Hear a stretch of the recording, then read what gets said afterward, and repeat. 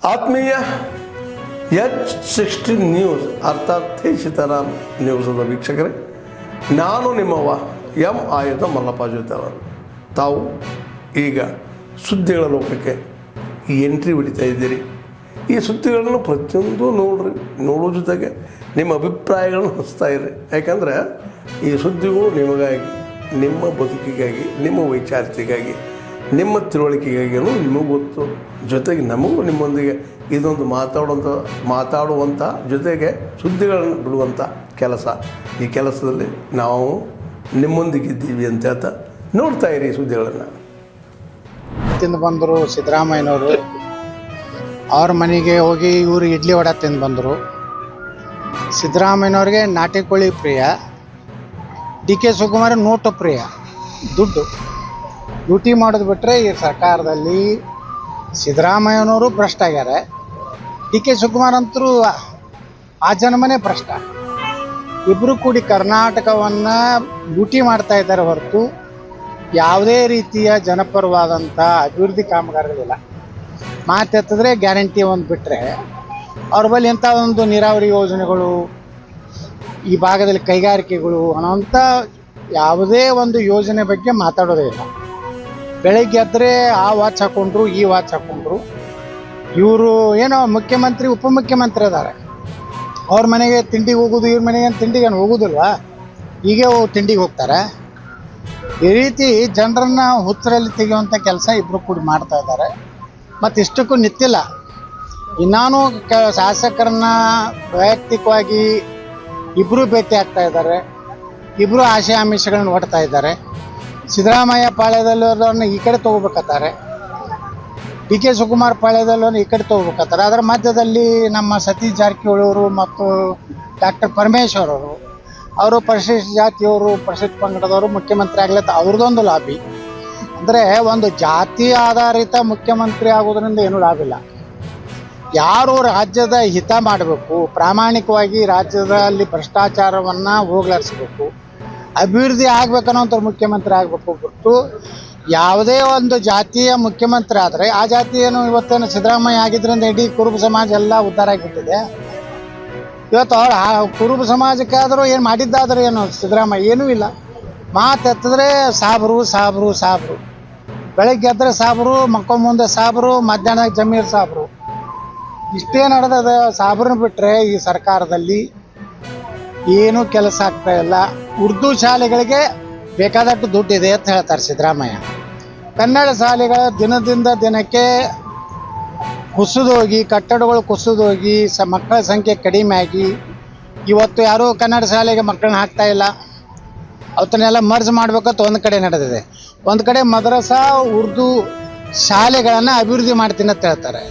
ವಕಫ್ ಆಸ್ತಿಗಳನ್ನು ನೂರಾರು ಕೋಟಿ ರೂಪಾಯಿ ಕೊಟ್ಟು ಅದನ್ನು ರಕ್ಷಣೆ ಮಾಡಲಿಕ್ಕೆ ಕಂಪೌಂಡ್ ಕಟ್ತೀನಿ ಅಂತ ಹೇಳ್ತಾರೆ.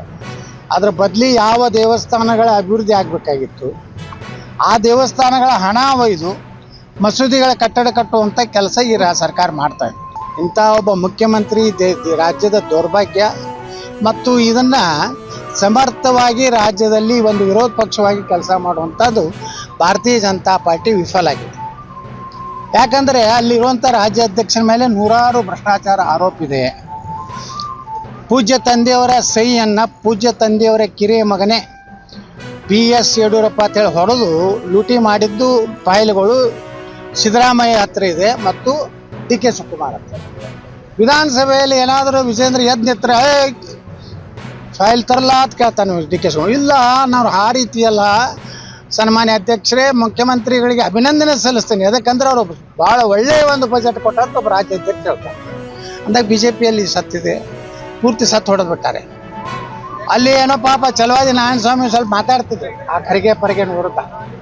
ಅವ್ರಿಗೆ ಯಡಿಯೂರಪ್ಪ ತನ್ನ ಮನೆಗೆ ಕರೆದು ಹುಷಾರು, ಏನಾದರೂ ಮಾತಾಡಿದ್ರೆ ನಂದೆಲ್ಲ ಬಣ್ಣ ಬಯಲು ಮಾಡ್ತಾರೆ, ಇನ್ನೂ ಮಾತಾಡ್ಬೇಡ. ಪಾಪ ಅದು ಚಲವಾದಿ ನಾರಾಯಣ ಸ್ವಾಮಿ ಮನೆ ಗಡಿಯಾರದಾಗ ಸಿಕ್ಕು ಒದ್ದಾಡಕತ್ತಾರೆ. ಏನು ಮಾಡೋದು?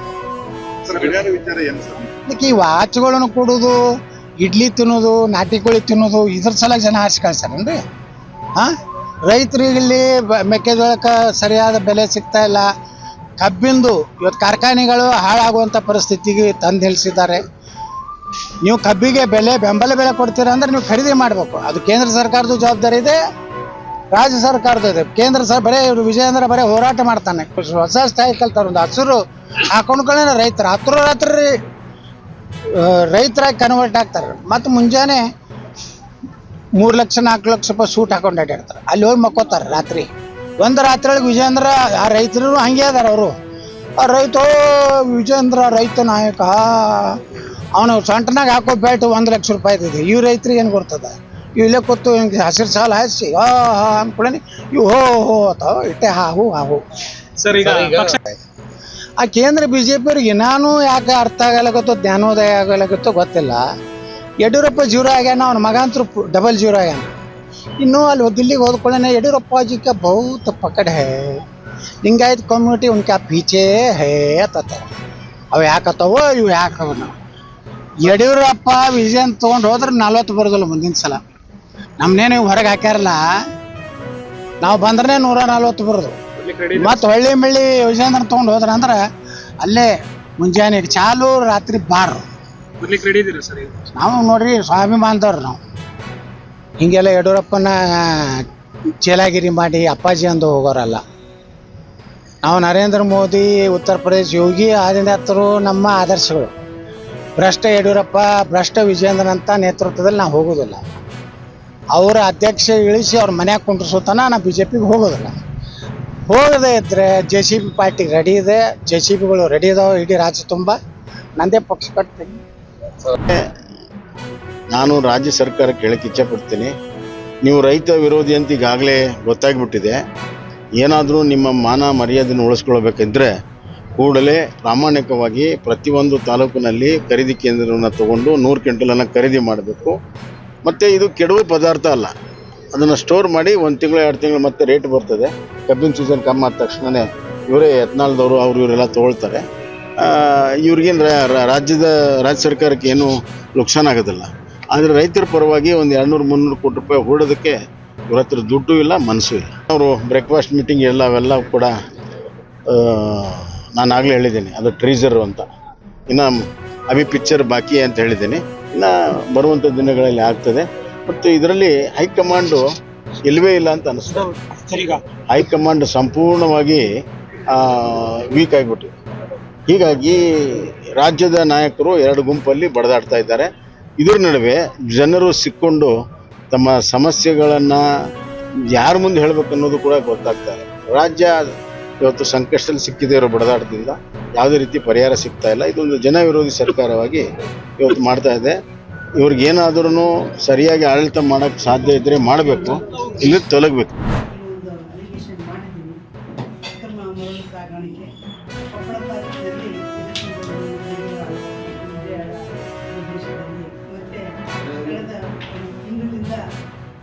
ಶುರುವಾಗಿದೆ. ಆವಾಗ ವ್ಯತ್ಯಾಸ ಇಷ್ಟೇ, ಆವಾಗ ಬೋಟ್ಗಳು ಇರ್ತಿದ್ವು, ಈಗ ಬೋಟ್ಗಳಿಲ್ಲ. JCBಗಳಿದ್ದಾವೆ, ದೊಡ್ಡ ದೊಡ್ಡ ಲಾರಿಗಳಿದ್ದಾವೆ. ಬೂದ್ಯಾಳ ಒಳಗಡೆ ನಿಂತ್ಕೊಂಡು ಅಲ್ಲಿ ಶುರುವಾಗಿದ್ದು ನಾವು ಮರಳೋ ಮನಸ್ಸಿಗೆ ಎಲ್ಲ ಇದ್ದದ್ದು ನಾವು ದಾಳಿ ಮಾಡಿದ್ದೀವಿ ಅಂತ ನಮಗೆ ಜಿಲ್ಲಾಡಳಿತ ಹೇಳಿದ್ರು. ನಾವು ಸುರೇಶ್ ಇಟ್ನಾಳ ಕಮಿಷನರ್ ಅವರಿಗೆ ಮತ್ತು SP ಅವರಾದಂಥ ರಾಮ್ ಅರಸಿಯವರಿಗೆ ನಾವು ಕಂಪ್ಲೇಂಟ್ ಮಾಡಿದಾಗ ಅವರು ಆ್ಯಕ್ಷನ್ ತೊಗೊಂಡಿದ್ದೀವಿ ಅಂತ ಹೇಳಿದ್ರು. ಆದರೆ ಅವರು ಆ್ಯಕ್ಷನ್ ತೊಗೊಂಡ ತಕ್ಷಣವೇ ಮತ್ತು ಅದ್ರ ಮೇಲೆ ದಾಳಿ ಮಾಡಿದಾಗ 50 ಜನ ಅಷ್ಟು FIR ಮಾಡಿದ್ರು. ಆ FIR ಮಾಡಿದವ್ರ ಹೆಸರು ಯಾವುದಂತ ಹೊರಗೆ ಬರಲಿಲ್ಲ. FIR ಮಾಡಿದ್ರು ಅದು ಒಂದು ಸ್ವಲ್ಪ ಅಷ್ಟೊಂದು ಫಿಟ್ಟಾಗಿ ಆಗಲಿಲ್ಲ. ಯಾಕಂತಂದರೆ ಇವತ್ತು 50 ಜನರಲ್ಲಿ 3 ಜನ ಪ್ರಭಾವಿಗಳು ಬೇರೆ ತಗೊಂಡಿದ್ದಾರೆ ಅಂತ ನಮಗೆ ಸುದ್ದಿ ಬಂತು ಬೆಳಗ್ಗೆ. ತದನಂತರ ಇಲ್ಲಿವರೆಗೂ ನಾವು ಸರ್ಕಾರಕ್ಕೆ ತೆರಿಗೆ ಪಾವತಿ ಮಾಡ್ದೇ ಇಷ್ಟೊಂದು ಅಕ್ರಮವಾಗಿ ಮರಳು ನೀವು ದಂಧೆ ನಡೆಸ್ತಿದ್ದೀರ, ಸಮಂಜಸ ಅಲ್ಲ ಅಂತಂದೇಳಂದು ನಾವು ಕಡೆಯೋ ಲಾಸ್ಟ್ ಕೊಟ್ಟರು ಕೂಡ ಯಾವೊಬ್ಬ ಅಧಿಕಾರಿಗಳು ಅದ್ರ ಬಗ್ಗೆ ಸೀರಿಯಸ್ನೆಸ್ ತಗೊಳ್ಳೋದು. ಸಮಸ್ತ ಸಾರ್ವಜನಿಕರೇ ಇತ್ತ ಕಡೆ ಗಮನಿಸಿ, ಇದು KGF ಜಿಲ್ಲಾ ಪೊಲೀಸ್ ಪ್ರಕಟಣೆ. ಸಮಸ್ತ ವಾಹನ ಸವಾರರಿಗೆ ಈ ಮೂಲಕ ತಿಳಿಯಪಡಿಸುವುದೇನೆಂದರೆ, ಸಂಚಾರ ನಿಯಮಗಳನ್ನು ಕಡ್ಡಾಯವಾಗಿ ಪಾಲಿಸಿರಿ. ದ್ವಿಚಕ್ರ ವಾಹನದ ಚಾಲಕರು ಕಡ್ಡಾಯವಾಗಿ ಹೆಲ್ಮೆಟ್ ಧರಿಸಿರಬೇಕು. ವಾಹನದ ಪರವಾನಗಿಯನ್ನು ಕಡ್ಡಾಯವಾಗಿ ಹೊಂದಿರಲೇಬೇಕು. ವಾಹನಕ್ಕೆ ಕಡ್ಡಾಯವಾಗಿ ಇನ್ಶೂರೆನ್ಸ್ ಮಾಡಿಸಿ. ಬೈಕಿನಲ್ಲಿ ಟ್ರಿಪಲ್ ರೈಡಿಂಗ್ ಅಂದರೆ 3 ಜನರನ್ನು ಕೂರಿಸಿಕೊಂಡು ವಾಹನವನ್ನು ಚಲಾಯಿಸಬಾರದು. ವಾಹನ ಚಲಾಯಿಸುವಾಗ ಮೊಬೈಲ್ ಬಳಸಬೇಡಿ. ಕಾರು ಚಾಲಕರು ಕಡ್ಡಾಯವಾಗಿ ಸೀಟ್ ಬೆಲ್ಟ್ ಧರಿಸಿರಬೇಕು. ಮದ್ಯಪಾನ ಮಾಡಿ ವಾಹನ ಚಲಾಯಿಸಬೇಡಿ.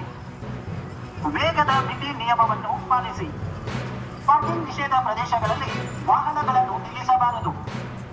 ತ್ರಿಚಕ್ರ ವಾಹನದ ಸವಾರರು ಅಂದರೆ ಆಟೋ ಚಾಲಕರು ಕಡ್ಡಾಯವಾಗಿ ಸಮವಸ್ತ್ರವನ್ನು ಧರಿಸಿರಲೇಬೇಕು. ಯಾವುದೇ ನಿಮ್ಮ ತುರ್ತು ಸೇವೆಗಳಿಗಾಗಿ 112ಗೆ ಕರೆ ಮಾಡಿ. ಸಂಚಾರ ನಿಯಮಗಳನ್ನು ಪಾಲಿಸದಿದ್ದರೆ ಹಾಗೂ ಹೆಲ್ಮೆಟ್, ಸೀಟ್ ಬೆಲ್ಟ್ ಹಾಕದೆ ವಾಹನ ಚಲಾಯಿಸಿದರೆ ಮತ್ತು ಮದ್ಯಪಾನ ಮಾಡಿ ವಾಹನ ಚಲಾಯಿಸಿದರೆ ದಂಡ ವಿಧಿಸಲಾಗುವುದು. ನಿಮ್ಮ ಜೀವನ ಅತ್ಯಮೂಲ್ಯವಾದದ್ದು. ನಿಮ್ಮನ್ನು ನಂಬಿ ನಿಮ್ಮ ಕುಟುಂಬವಿದೆ. ಪೊಲೀಸ್ನವರೊಂದಿಗೆ ಸಹಕರಿಸಿ. ಇದು ಕೆಜಿಎಫ್ ಜಿಲ್ಲಾ ಪೊಲೀಸ್ ಪ್ರಕಟಣೆ. ಆತ್ಮೀಯರೇ, ಎಲ್ಲ ಸುದ್ದಿಗಳನ್ನು ನೋಡಿದ್ರಲ್ಲ, ಏನು ಅನಿಸ್ತು ನಿಮಗೆ?